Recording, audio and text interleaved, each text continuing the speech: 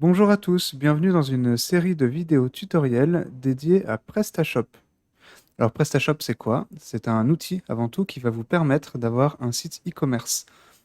L'avantage, c'est que du coup, c'est une solution qui est prédéveloppée, que vous pouvez installer sur votre serveur et qui vous permet d'être opérationnel en un temps record.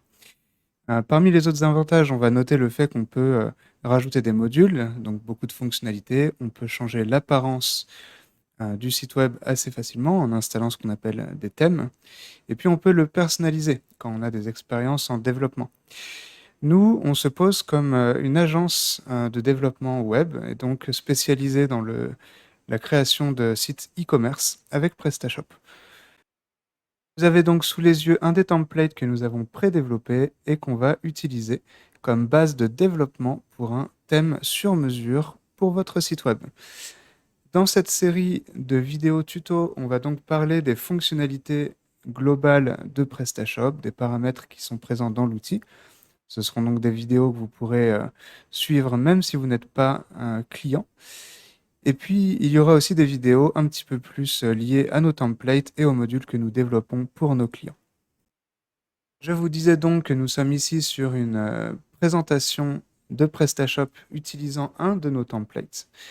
Vous avez donc une page d'accueil avec certaines fonctionnalités, par exemple en haut la possibilité de changer de langue ou de changer de devise. PrestaShop est ainsi traduisible et peut être configuré pour l'international.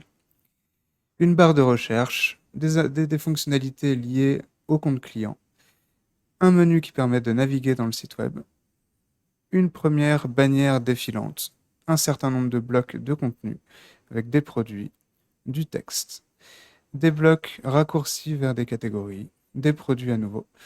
C'est une page qui est structurée de cette manière-là, mais qu'on peut structurer de la façon qu'on veut. Et chaque bloc que vous avez ici sous les yeux que je viens d'identifier correspond en fait à un module. Je vais vous montrer maintenant à quoi ressemble une page catégorie. Page catégorie, c'est une page sur laquelle vont apparaître vos produits. Vous allez retrouver une description, des filtres, puis les produits qui sont dans cette catégorie-là. Dans une page produit, on va retrouver un certain nombre d'informations. La photo du produit, le nom du produit, sa référence, sa marque, une description courte, son prix, la possibilité d'ajouter une certaine quantité au panier, une description un petit peu plus longue, un certain nombre de caractéristiques du produit. Voilà rapidement comment fonctionne PrestaShop. Donc vous avez une structure assez commune à de l'e-commerce avec un cheminement très logique, page d'accueil, page catégorie, produit, ajout panier, puis commande, et ensuite les informations qui sont liées au compte du client, et puis éventuellement à des contenus textuels que vous allez pouvoir mettre en place. Voici maintenant l'interface d'administration de votre site PrestaShop, dans lequel on va pouvoir retrouver un certain nombre d'informations. Donc ici, on est sur le tableau de bord, sur lequel vous allez avoir des informations sur vos ventes, sur l'activité qu'il peut y avoir actuellement sur votre site web.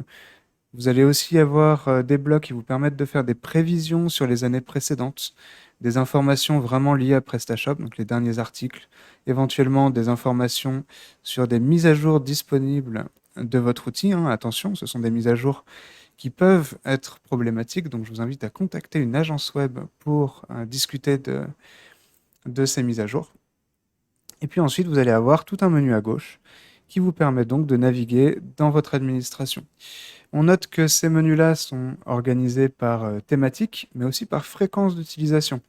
Ainsi, on va retrouver dans un premier temps le bloc de vente, donc tout ce que vous allez gérer au quotidien. La gestion des commandes, des factures, des avoirs, des bons de livraison et des paniers. Le catalogue produit, la gestion de vos catégories, le suivi de vos produits pour savoir lesquels ont du stock, lesquels sont vendus, etc.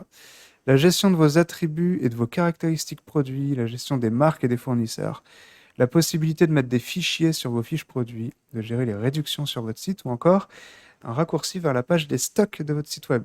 Ensuite, la gestion des clients, de leurs adresses, la gestion du SAV. Éventuellement ici, un certain nombre de statistiques liées à votre site web.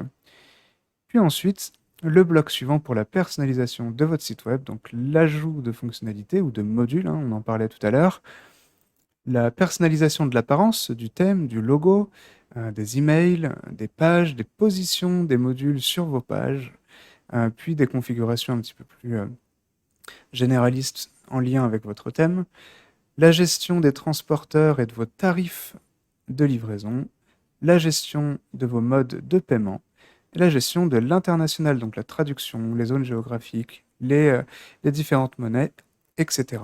Les taxes, hein, par exemple. Puis enfin, vous allez avoir le bloc de configuration, qui est un bloc qu'on va en général personnaliser une fois à l'installation du site, puis sur lequel on a un peu moins besoin de revenir.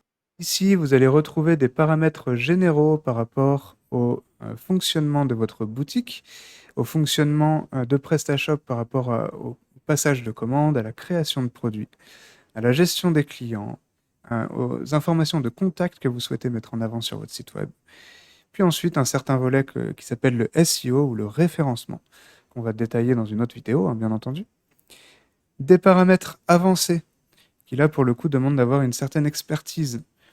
Donc par rapport à la performance, à la mise en cache de votre site web, à l'administration, la gestion de vos envois des emails, la possibilité de gérer des imports de produits, de catégories, de comptes clients, d'adresses, la gestion aussi de l'équipe qui va avoir accès à votre interface d'administration. Quelques informations par rapport à la base de données, et notamment la possibilité de faire des requêtes dans votre base de données.